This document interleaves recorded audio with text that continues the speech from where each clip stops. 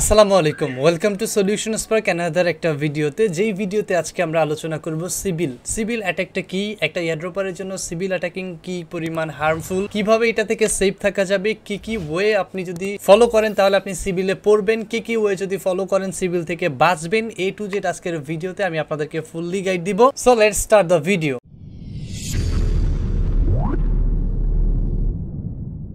Welcome to solution spark. আজকের ভিডিওতে আমরা মূলত সিভিল নিয়ে আলোচনা করতে চাচ্ছি। ফার্স্ট অফ অল আমাদের প্রশ্ন হিসেবে যেটা আসে সেটা হচ্ছে হোয়াট ইজ সিভিল। সিভিলটা কি? সিভিল মূলত একটা ওয়ার্ড যেটা আসছে হচ্ছে একটা মহিলার কাছ থেকে, যিনি কেস স্টাডি করতেন। তার নাম ছিল হচ্ছে সিবিল ডরসেট। সো উনি যে কেসগুলো স্টাডি করতেন, কেসগুলো হচ্ছে আপনার ডিসোসাইটিভ আইডেন্টিটি ডিসঅর্ডার, অথবা যদি অনাদার ওয়েতে ডাকেন সেটা হচ্ছে মাল্টিপল পার্সোনালিটি ডিসঅর্ডার। সো উনি যে কেসগুলো স্টাডি করতো ঠিক সেইগুলোর উপরে বেসিস করে ওনার নামের উপরে ডিপেন্ড করে সিভিল নামটা এই কাজটার সাথে অ্যাটাচ হয়েছে। সো সিভিল মিন্স, যেটাকে আমি ডিরেক্টলি যদি বলি সংক্ষেপে, সেটা হচ্ছে একটা ইউজারের মাল্টিপল ক্যারেক্টার প্লে করা, যেটা আপনার এই কেসটার ক্ষেত্রে বোঝা যায় যে মাল্টিপল পার্সোনালিটি। এখন একটা এয়ারড্রপার মাল্টিপল ওয়ালেট যেটা ব্যবহার করবে, অর্থাৎ একের অধিক একাধিক, যেটা তার অধিকারের বাহিরে, তো সেইটা যখন সে ইউজ করবে তখন তাকে সিভিলাইজেশনের ভিতরে ফেলবে, এবং এটাই হচ্ছে সিভিলের সংক্ষিপ্ত উদাহরণ বা সংক্ষিপ্ত ব্যাখ্যা। এবার প্রশ্ন আসতে পারে যে সিভিলের কারণে কি কি হতে পারে। সো এটা একটা ইম্পর্টেন্ট বিষয়, what is the effect of civil. So এই বিষয়টার ক্ষেত্রে যদি আমরা একটু আলোচনা করতে যাই, সেক্ষেত্রে দেখা যায় যে সিভিল মূলত যেটা আমরা বুঝি সেটা হচ্ছে, সিভিলটা হচ্ছে এমন একটা জিনিস যেটা একজন ব্যক্তি যে তার অধিকারের বাহিরে গিয়ে অগ্রাধিকার দাবি করে, তাকে অবশ্যই এই সিভিল পানিশমেন্টটা দেওয়া হয়। সো এখন এখানে অগ্রাধিকারটা কিভাবে নেয়? সাপোজ এক্সাম্পল, এই ব্যক্তি বা কোনো এক ব্যক্তি অথবা আমি একটা এয়ারড্রপ ফার্ম করতেছি যেখানে 20টা ওয়ালেট আমার নিজের একার, অথচ আমার থাকার কথা একটা ওয়ালেট, এবং ধরেন ওই প্রজেক্টটার এয়ারড্রপ ডিস্ট্রিবিউশন ক্যাপাবিলিটি বা লিমিট রেট যেটা আছে সেটা হচ্ছে 50,000 ইউজার করে দিবে। তো এইখানে 50,000 ইউজারের কাছ থেকে আমি একাই যদি 20টা নেই, এভাবে আরো যদি 20 জন নেয়, তাহলে 400-500 অ্যাকাউন্ট চলে যায়। তো এই ক্ষেত্রে আরো 20 জনের জন্য অলমোস্ট 380 থেকে 400 জনের রিজিক কমে গেল। সো এইটা কিন্তু আসলে একটা ব্যাড ইফেক্টিভিটি। সো এই ক্ষেত্রে কিন্তু সিভিলের উপরে ভালো একটা এফেক্ট পড়ে। কিরকম এফেক্ট পড়ে? সেটা হচ্ছে প্রজেক্টের উপরে যে এফেক্টটা পড়ে সেটা দিকে আমরা প্রথমত আলোচনা করি। ফর এক্সাম্পল, আমার মাইন্ডে যেটা আছে, আমি প্রজেক্ট থেকে যদি ধরেন $10,000 পেলাম, উদাহরণস্বরূপ একটা প্রজেক্ট থেকে কাজ করে 20টা ওয়ালেট থেকে, আমার মাইন্ডসেটআপে আছে আমি এগুলো সবগুলোকে ইনস্ট্যান্ট সেল করে দিব। তাহলে কি করতে হবে? যে প্রজেক্ট থেকে যে টোকেন বা কয়েনটা পেয়েছি ওইটাকে আমি ফুললি সেল করে দিব। তাহলে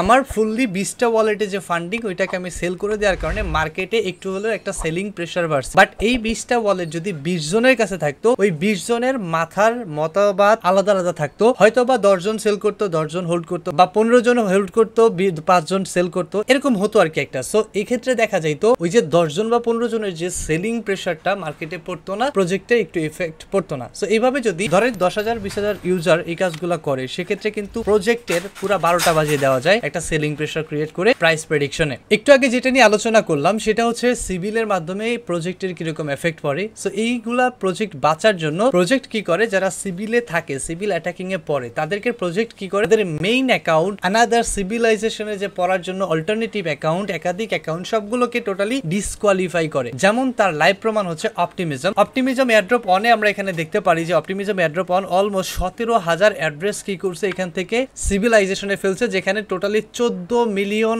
ওপি টোকেন তারা কি করছে, পেমেন্ট করে না। সো 14 মিলিয়ন, বুঝতে পারতেছেন কি একটা বিষয়, 14 মিলিয়ন টোকেন যদি আসতো এই 17,000 অ্যাড্রেসে, তাহলে সেল প্রেসারটা কই যেত আর প্রাইস কই যেত, একটু ভাবেন। সো এইটাই হচ্ছে প্রজেক্টের এফেক্ট, এবং প্রজেক্ট নিজেকে বাঁচার জন্য এই সিভিলটা ব্যবহার করে। এবং ইউজার এফেক্ট যদি আপনি আলোচনা করেন, দ্যাট সিম্পল। ইউজার এফেক্ট হচ্ছে সিভিলাইজেশনে পড়লে ইউজার যে কাজ করে সেগুলো ফুললি ফাও কাজ করে, সে কোনো পেমেন্ট পায় না। এবারে যে কোয়েশ্চনটা আসে সেটা হচ্ছে, ভাই তাহলে আমরা এখান থেকে কিভাবে বুঝবো যে সিভিলে কিভাবে পড়ে, বা সিভিলে পড়ার কারণটা কি? What is the cause of civil attack? Okay, এটা একটা important point, let's discuss about it. এইটার ক্ষেত্রে বেশ কিছু মেথড আছে, ধরেন একাধিক মেথড আছে। লাইক ট্রি, একটা ট্রিতে একাধিক ডালপালা থাকে, ঠিক ওইরকমই এটার একটা মেথড আছে। সো কিছু কিছু মেথড যেগুলো হচ্ছে প্রবাবলি আমরা ম্যাক্সিমাম করে থাকি, বা ইম্পর্টেন্ট যেগুলো না করলেই নয়, যেগুলো অ্যাভয়েড করা উচিত আমাদের, সেগুলো আমি আজকের ভিডিওতে আপনাদের সামনে ডিসক্রাইব করব, যেগুলো আপনাদের প্রয়োজন। এনিওয়ে, আমাদের টেলিগ্রাম চ্যানেলে আমরা যখন সিভিল সম্পর্কে কথা বলতে চাই, আমাদের লটস অফ ইউজার কিন্তু এখানে সাড়া দিয়েছিল যে ভাই সিভিল সম্পর্কে কথা বলেন, এবং আমাদের যে প্রিভিয়াস পোস্ট ছিল সেখানেও বেশ ভালো সাড়া ছিল যে আমরা সিভিলে অনেকে পড়েছি, আমাদেরকে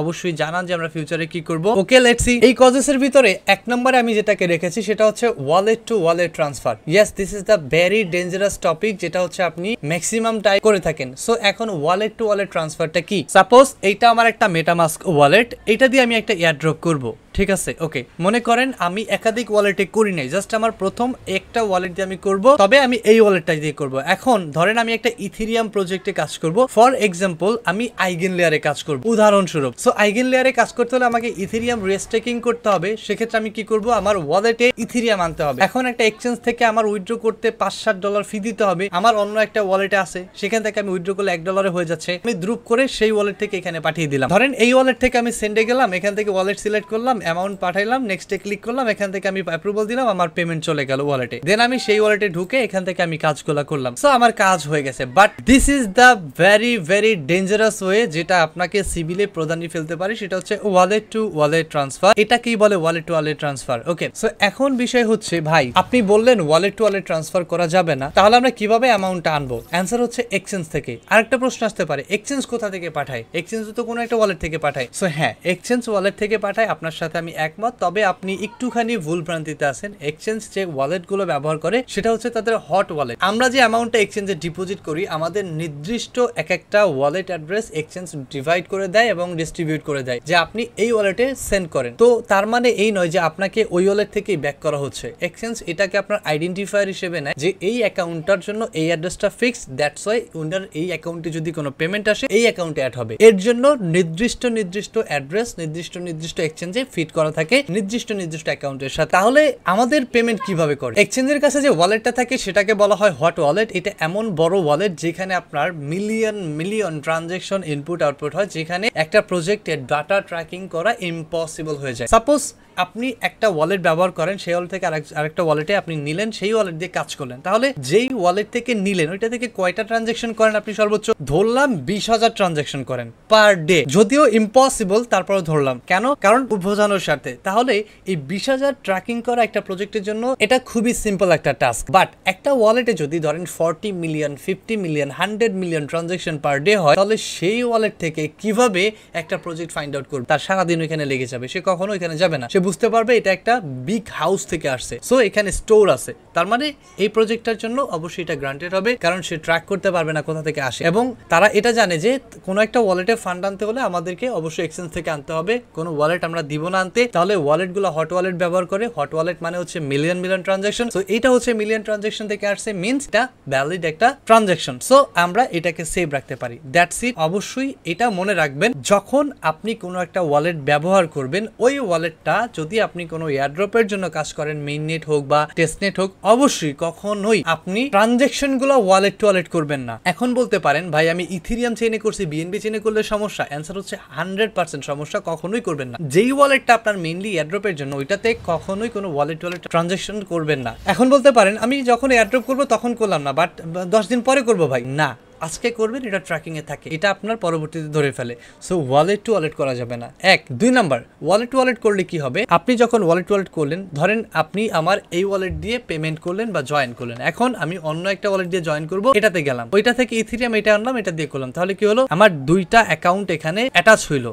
এবং যখন এখানে তারা ট্রানজাকশন চেক করবে, দেখবে যে আমার আগের ওয়ালেট থেকে এই ওয়ালেটে পেমেন্ট আসছে এবং আমি কি করতেছি? এই ওয়ালেট দিয়ে জয়েন করছি। ইট মিনস আমি 2টা দিয়ে কাজ করতে চাচ্ছি, তাহলে আমি 100% সিভিলাইজেশন শাস্তি স্বরূপ আমার আগের ওয়ালেট প্লাস এই ওয়ালেট দুইটাই টোটালি ব্যান। সো ওয়ালেটে ওয়ালেট ট্রানজাকশনটা আপনাদেরকে আশা করি ক্লিয়ার করতে পারছি। এবারে দ্বিতীয় নম্বরে যেটা আমার রয়েছে সেটা হচ্ছে মাল্টিপল অ্যাকাউন্ট উইথ 1 আইপি, যেটা হচ্ছে একটা আইপি দিয়ে আপনি একাধিক অ্যাকাউন্ট করেন with 1 IP and same browser. কিভাবে? For example this is Eigen layer এবং এখানে আমার একটা ওয়ালেট কানেক্ট আছে। আমি যদি এখানে যাই, দেখতে পারবেন আমার মেটামাস্কের ভিতরে ঢুকলে এখানে দেখেন একটা অপশন থাকে, এখানে ক্লিক করতে হবে। তো আমার এখানে আইগেন লেয়ারে 2টা অ্যাকাউন্ট কানেক্টেড এই ব্রাউজারে। আইগেন লেয়ার যদি সিভিলাইজেশন রিপোর্ট দেয়, অবশ্যই আমার ওয়ালেট 2টা সিভিলাইজেশনে পড়বে, যদি আমার 2টাতেই পারফেক্টলি অ্যাক্টিভিটি থাকে। ওকে, তো এখন দেখেন কিভাবে এখানে ট্র্যাক করে। আপনার সামান্য মেটামাস্ক কিন্তু ট্র্যাক করে ফেলছে আপনার এই ব্রাউজারে, এখানে কিন্তু 2টা ওয়ালেট কানেক্টেড আছে। সো প্রজেক্ট কেন পারবে না? ইটস সিম্পল, সো এখন এখানে দেখেন যদি আমি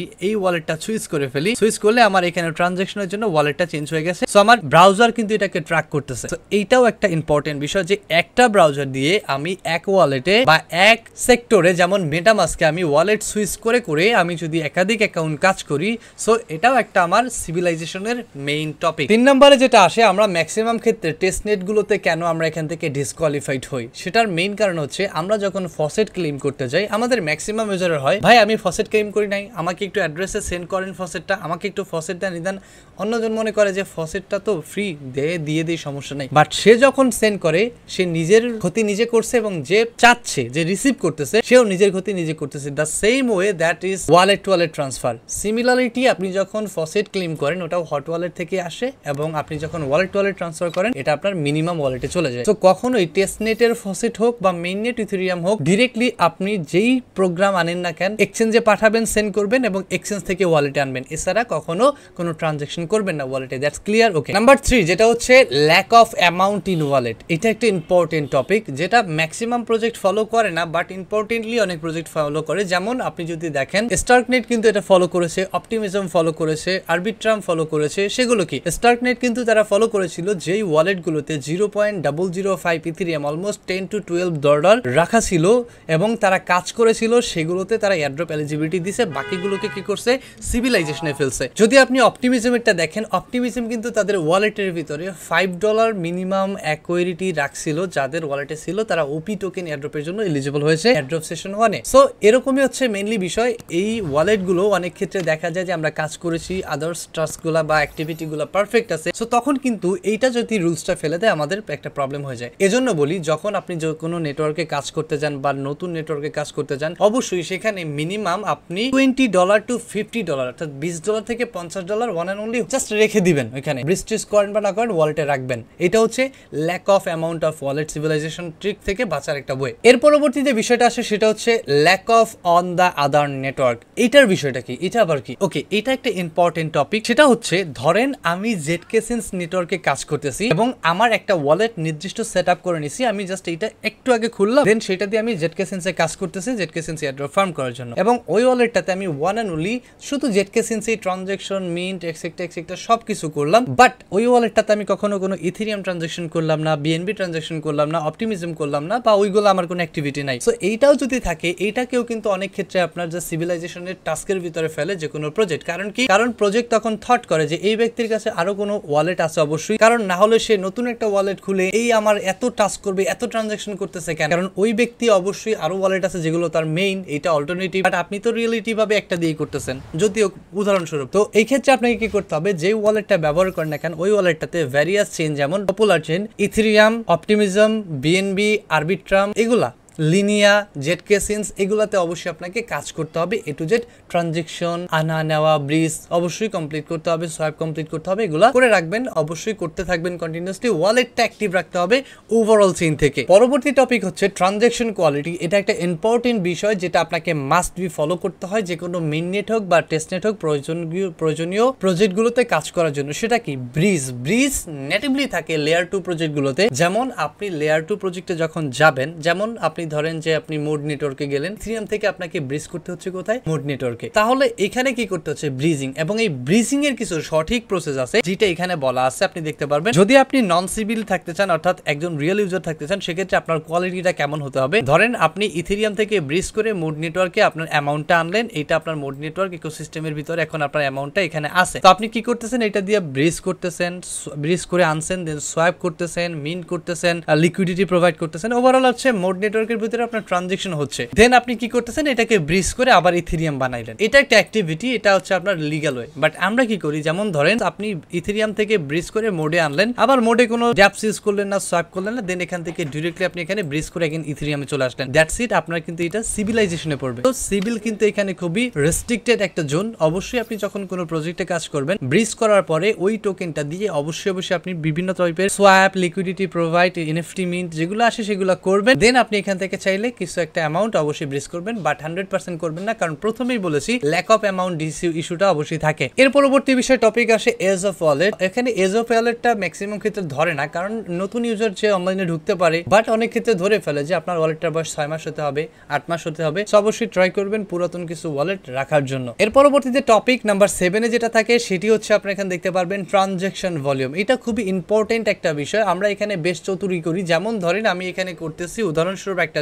বিষয় যেটা হচ্ছে লেয়ার 0 কে উদাহরণস্বরূপ বলা হয়েছে। দেখেন, in the hunt of layer 0 I see lot of geniuses who hope to make 100 transaction worth of $1 and get a drop. Of course, such wallet will be deleted. অর্থাৎ এখানে যেটা বলছে যে লেয়ার 0 ভিতরে দেখা গেছে অনেক জিনিয়াস আছে যারা 100টা ট্রানজ্যাকশন করছে $1 করে করে। তারা ভাবছে এখান থেকে অ্যাড্রপ পাবে, অবশ্যই তাদের ওয়ালেট গুলো ডিলিট করা হবে। তাহলে এখানে কিন্তু সিঙ্গেল ট্রেড গুলাকেও বা সিঙ্গেল সোয়াইপ গুলাকেও কিন্তু বেশ ভালো একটা প্রায়োরিটি দেওয়া হয়। এখানে বলা হয়েছে দেখেন, the real value of asset per transaction, যেটা ধরা হয়েছে $100 থেকে $5000 রেঞ্জে যারা ট্রানজ্যাকশন করছে তাদের গুলো এখানে কাউন্ট হয়েছে। তো এখানে বুঝতে পারতেছেন মিনিমাম আমরা কেন বলি যে আপনি $100 সোয়াইপ করেন, $200 সোয়াইপ করেন। আশা করি বুঝতে পারতেছেন যে 1, 2, 10, $5 দিয়ে সোয়াইপ করলে অনেক ক্ষেত্রে এটাকে আপনার সিভিলাইজেশনে ফেলে দেয়। দেন অ্যানাদার ইম্পর্টেন্ট পয়েন্ট যেটা 8 নাম্বার আসে সেটা হচ্ছে আপনি দেখতে পারবেন যে ভার্চুয়াল আইডেন্টিফিকেশন। এটা খুবই ইম্পর্টেন্ট একটা বিষয় একটা ওয়ালেটের অথেন্টিকেশনের জন্য। এখানে মেইনলি আপনি রাখতে পারেন যেগুলো আমি সাজেস্ট করব আপনার ওয়ালেটের ভিতরে।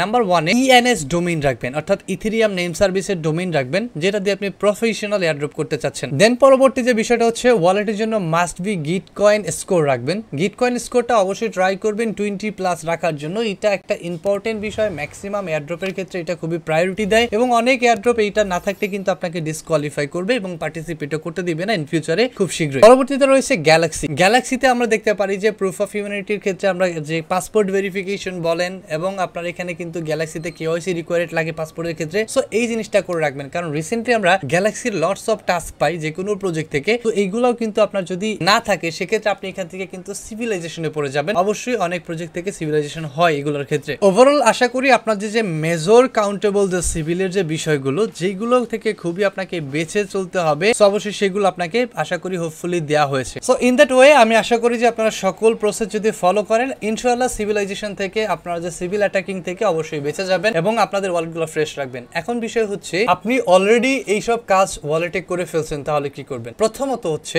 আপনার যে ওয়ালেটটা যতটুকু কাজ করছেন ওইটা ওইখানে স্টপ করেন। নিউলি একটা ওয়ালেট ক্রিয়েট করেন, সেইটাতে বিটকয়েন স্কোর সেটআপ করেন, আপনার গ্যালাক্সি পাসপোর্ট সেটআপ দেন এবং আপনি ওইটাতে যে নিয়মগুলো বলছি সেগুলো অ্যাভয়েড করে রিয়েল ওয়েতে আপনি সেগুলো ফাউন্ড করার ট্রাই করেন। ওকে, হোপফুলি ভিডিওটি ইনফরমেটিভ ছিল আপনার জন্য। যদি ভালো লেগে থাকে একটা লাইক করবেন, কারণ আপনার একটি লাইক আমার নতুন কোনো ভিডিও ক্রিয়েট করার মোটিভেশন ক্রিয়েট করে এবং আপনার একটি লাইক আমার এই ভিডিওটি আপনার নতুন এক ভাইকে প্রেজেন্ট করবে। সো অবশ্যই সে দেখে উপকৃত হবে, তাই হিট করবেন লাইকটি। দেখা হচ্ছে আপনার সাথে পরবর্তী একটা ভিডিওতে। আল্লাহ হাফেজ।